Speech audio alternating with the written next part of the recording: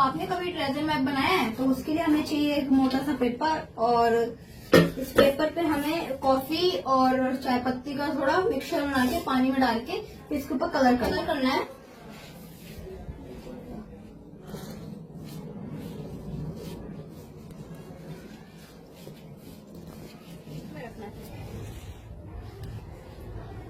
तो थोड़ी देर बाद देखते हैं क्या होता है। तो अब ये सूख गया, अब इस पे से हम क्रम्स हटाएंगे।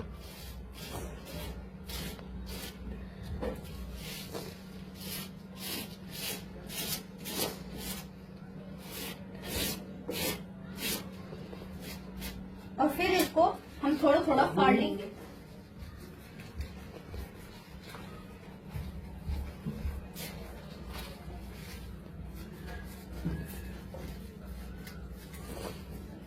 इसे थोड़ा थोड़ा जलाना है। बंद कर दो। मेरा फाइनली ट्रेजर मैप।